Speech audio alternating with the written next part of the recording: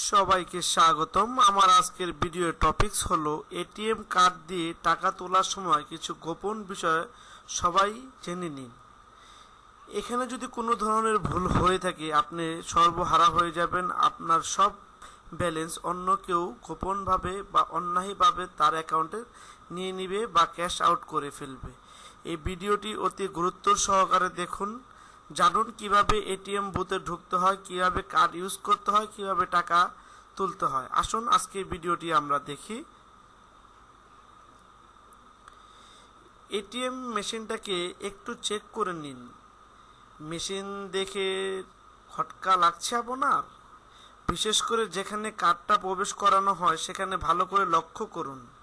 স্লটের উপরের অংশটায় অনেক সময় অপরাধীরা কার্ডের তথ্য নিতে পারে এমন ডিভাইস লাগিয়ে রাখতে পারে।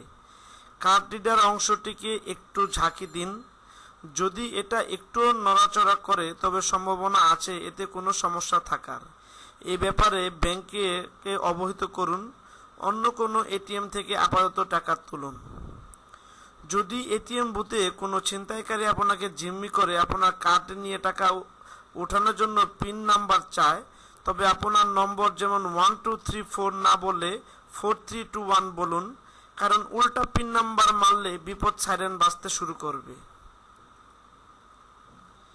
পিনকোড প্রবেশ করার আগে স্পর্শ করুন সবগুলো সংখ্যা। কেন? কারণ কিছু ক্ষেত্রে চোর হিট সেন্সর টেকনোলজি ব্যবহার করতে পারে। এক্ষেত্রে আপনি যদি শুধু নিজের পিনের 4টি সংখ্যা স্পর্শ করেন তবে তার কাজটা অনেক সহজ হয়ে যায়। যদি আপনি সবগুলো সংখ্যা স্পর্শ করেন তবে আপনার পিন খুঁজে বের করতে বেশ বেগ পেতে হতে হবে তাকে। হাত দিয়ে অন্য হাত ঢেকে রাখুন। অনেক সময় এটিএম বুথে থাকতে পারে ক্ষুদ্র ক্ষুদ্র ক্যামেরা বা আপনার পিন নাম্বার বের করার জন্য কিপ্যাডের দিকে তাক করানো হয়ে থাকতে পারে সেই ক্যামেরাটিকে। যে হাত দিয়ে পিন সংখ্যা প্রবেশ করছেন অন্য হাত দিয়ে সেটিকে ঢেকে রাখুন। আশা করি আমাদের ভিডিওটি আপনাদের প্রত্যেকের জীবনে কাজে লাগবে।